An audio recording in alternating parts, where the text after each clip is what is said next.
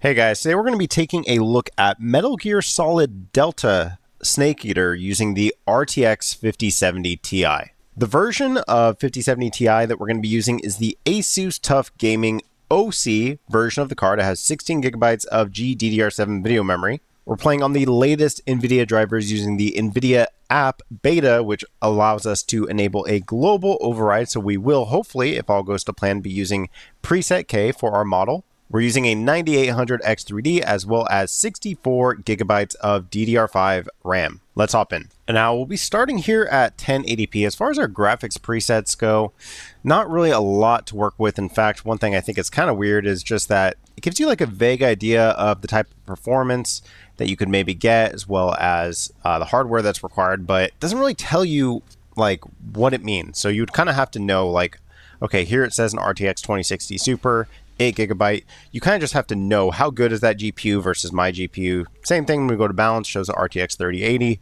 Now, I'm aware that most of the time, it just shows these presets without the recommended specs, but I do think it's a bit strange to show the GPU. This is typically what you find in like blog posts and things like that. Prior to the game's release, it'll tell you like, the recommended specs and hardware. Just think having it in game is a bit strange, but to each their own. But obviously doesn't really tell us a ton, so we're not going to be using the presets here. So we'll be starting off here at 1080p, VSync set to off. As far as our frame rate goes, as far as I know, until maybe mod support will change this in the future, but we're locked at 60. Now, I do believe 120 FPS works, however, the game engine doesn't actually support it, so it doesn't, like, it runs in slow motion at 120 FPS. It doesn't work properly. So my hope for mod support is not great. I don't know if we will be able to go beyond 60 FPS. The options here are just 30 or 60. Of course, we'll be setting it to 60. For DLSS, we're just going to go ahead and I just want to use TSR at native to begin with. So this should just be using TAA for our anti-aliasing, which again at 1080p is not great, but I do just want to see what we can work with here. Now, we're going to leave everything at ultra, have motion blur turned off, and our filter will just be legacy. So I haven't really had a ton of time to go in and mess with the filters. I don't believe that would actually change our performance, but we're just going to be going with ultra settings at native 1080p.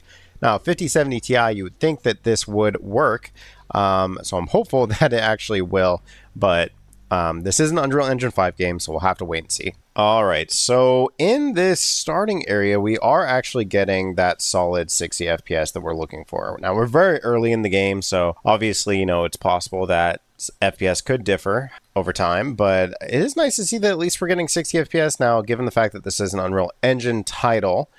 I don't really want to go into a cutscene here, but given the fact that this is an Unreal Engine title, it's not super surprising that our 1% lows are not great. Now, 10 FPS off of our average for 1% low typically isn't the end of the world, but when we're operating from such a low FPS, around 60 FPS, we'd like to see those 1% lows. Like if we compare it to something, like games that we know have 60 FPS caps, modern games like Elden Ring, things like that, typically good performance is like 55 FPS, 1% lows, but at least running around here, I'm not really seeing too much in terms of stuttering. Our frame time graph is a bit choppy, but frame time graphs they look a little bit more dramatic when our FPS is lower, so we'll go ahead, we'll continue a little bit and see just how this performs. Now, I guess before we do that, it is worth noting that around 8 gigabytes of video memory and our GPU is actually not even being fully utilized. So because it's not being fully utilized, let's actually go ahead and use a better form of anti-aliasing. So let's just come down here and let's see if we can get away with using DLAA. So this is preset K, as you can see in the bottom left there. This is DLAA, so really nice form of anti-aliasing. Does definitely result in a better looking picture. Now we are getting a bit of screen tearing. Some of that, or probably all of that actually, is due to the fact that our VSync is off. You can obviously resolve that, and we may want to just due to the fact that we have an FPS cap anyways, and we have some FPS and GPU utilization to play with here. You can resolve that by enabling VSync. This does unfortunately introduce a little bit of latency oftentimes, but single player game like this, you're not really going to be like looking for pinpoint millisecond accuracy or anything like that. Does also give us a slight dip to our 1% lows, now bringing us right down to 50. So we'll go ahead and push forward here and see how this performs. And pushing forward into our next area here still seems to be that max settings at 1080p is really no issue whatsoever. Now, main thing here is really just The 1% lows are not incredible, unfortunately, but otherwise, pretty decent performance. Our GPU utilization is relatively high and kind of going up and down here as, I'm not sure if these guys are going to attack me, but it's kind of going up and down. You can see it as low as like 70s and then as high as 90, depending on what exactly you're doing. Game looks great. I mean, there's a ton of detail, and the DLAA, especially on preset K, is essentially like the best model of anti-aliasing on the market out there right now. So having these options available with not a ton of work is definitely nice to see. Just unfortunate, the Unreal Engine nature of it all and the FPS cap for a PC game, especially like this game is not only just a remake, it's like a full-blown remake, like tons of new assets. The game looks incredible.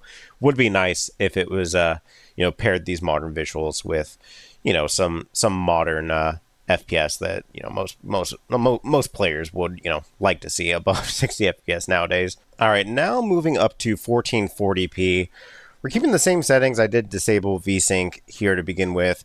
Same settings, so maxed out using DLAA. So we'll see here, we have an FPS cap, so we kind of know if we're reaching 60 FPS, which as you can see, we immediately are here. We know that obviously we would reach it on any of the other settings. Now, without VSync on, that was strange. We actually went above 60 FPS just for a brief moment there. But obviously at this point, we are starting to kind of come into an area where we are at times dipping below 60 FPS. And here around like some water, there were even slightly below 60, like around like 51. So while like here you can see 51, slightly lower. Now, it's not like super drastic, and honestly, a game like this, it's slow paced enough that maybe, well, I didn't know I can drown there, but maybe you wouldn't even really mind that particular dip. But it is significant enough to where maybe you would want to adjust some settings to just get a more locked, solid 60 FPS. Now, 1440p, I do feel quite a bit more comfortable using DLSS. It's definitely not quite as dramatic of a quality difference when you're using DLSS when you get off of 1080p. Just really 1080p is where I try to stay away from DLSS, though transform model is pretty well performing. But here you can see bumping down to quality results in pretty much the same picture. In fact, I'm not really noticing much of any difference here. And really now you can see we're never dipping below 60. 1% lows are still not great. That's just, it's unfortunate, that we can't get a, much better 1% low, especially considering the fact that we're only looking for 60 FPS as I'm getting bullied here from these crocodiles. But even going into the water and things, you can see here, no major issues, getting pretty solidly above 60 FPS. Game still looks great, and the transform model does really good work, especially when you're not asking much out of it. If you're only just doing quality, oftentimes quality will look better than even native. Now, DLAA typically looks better than quality, of course, due to the fact that you're operating from the resolution that you're actually scaling to. But going from 1080p to 1440p in this particular instance still looks really, really solid. So seemingly 1440p won't be a major issue either. We are starting to see our video memory creep up slightly above 8 gigabytes, pulling about 200 watts of power. But really no major issues here. The only thing I would personally really like to see perform better is just those 1% lows. But otherwise, for an Unreal Engine 5 game, it's not the end of the world. It seems to be performing just fine. And now last setting here is moving up to 4K.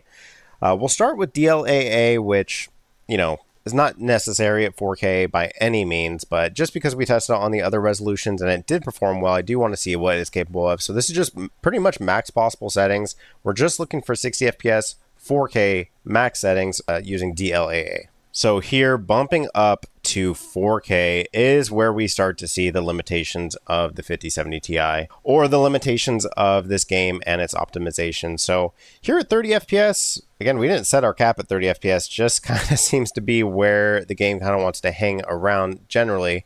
Now, of course, the bump up to 4K does look great.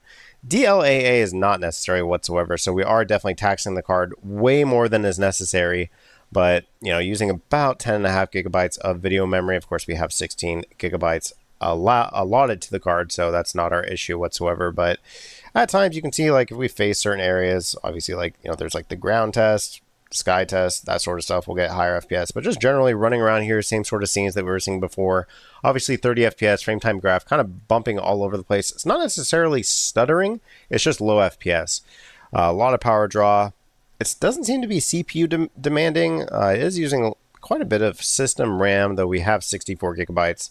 So sometimes that system RAM, Windows is just not always the best at managing the system RAM, but it doesn't seem to be an issue. Really just seems to be the actual card itself or the engine, whoever you want to blame. Obviously demanding title here, and you can look at the visuals yourself, whether or not you think it should be, as demanding as it is. There's certainly better looking games that get better performance. The game does look gorgeous, but yeah, not really quite where we want to be at. But really, like I said, DLSS or DLAA is not necessary here. We are definitely would be better served just using TAA, so TSR at native here, would likely result in just as good of a picture and should be slightly less demanding than DLAA, depending on the TSR that's being used, if it is just using temporal anti-aliasing at native, though.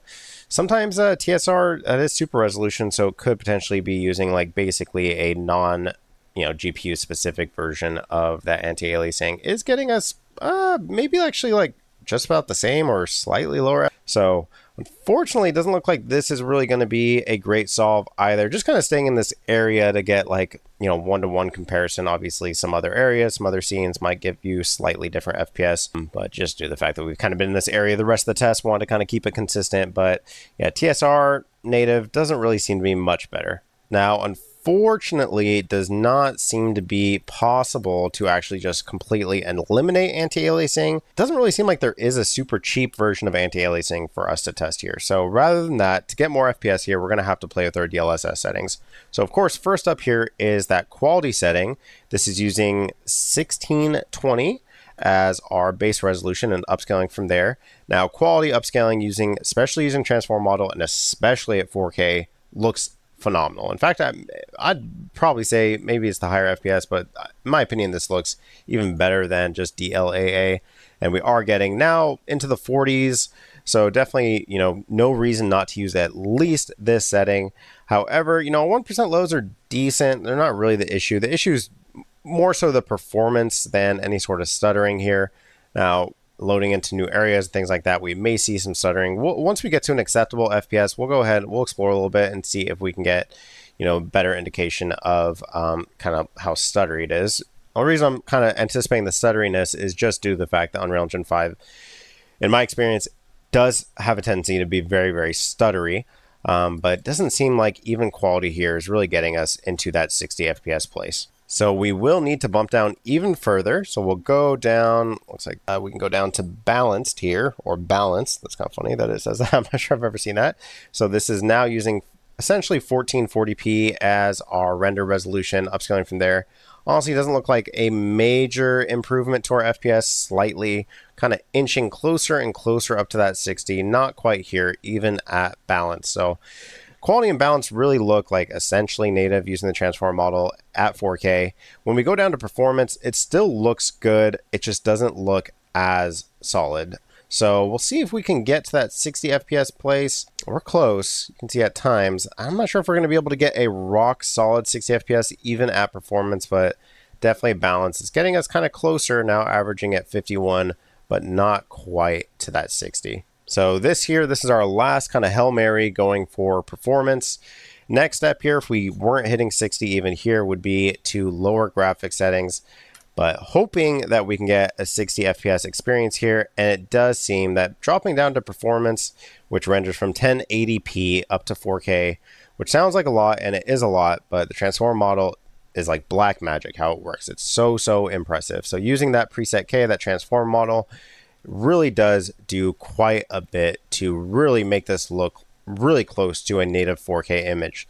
So also does give our video memory a bit of a break now, using about 9 gigabytes. We'll go ahead, now that we know we're getting that 60 FPS, we'll go into our next area and see kind of how this FPS holds up in some different environments. It is worth mentioning too, in these cutscenes here, you can see that these cutscenes seem to be at 60 FPS rendered in-game, so still looks pretty solid and seems to be holding, pretty strongly, as I accidentally turn off my overlay, but seems to be rendering these pretty strongly for a, single player game, not super important, but ideally you'd obviously not like to see frame drops when you're kind of experiencing the story in that manner. Anyways, guys, in general, I do think that the card does perform well. I would definitely place the blame on the poor optimization, more on Konami than the actual 5070 Ti. The 5070 Ti is an incredibly powerful card. Just seems that, if you're okay with using upscaling, if you're okay playing at 4K, it can handle every single resolution. Just once you get to 4K is when you kind of start to see just how demanding that 4K resolution is. So moving up to 4K is when you do have to start implementing some of that upscaling. Luckily, we can use preset K, and it's easier than ever with that global override available in the NVIDIA app. Although it's a bit disappointing that the game is pretty poorly optimized, the 5070 Ti is a strong enough card and has features like DLSS that are, advanced, mature enough to allow you to pretty much play at whatever, settings that you want to play at. I would personally play at max settings. That's why I kind of stuck on here. We're able to get all the FPS that we want while retaining the visual quality. Of course, bumping down some settings would, if you prefer that, you could go that route as well, and maybe worth testing in a future video. But in general, I do think that, the game, unfortunately, is not well optimized. So you'll kind of just have to, use some tricks if you're playing at 4K to get it into a somewhat playable state. Anyways, guys, thanks so much for watching, and I'll catch you in the next one. Bye-bye.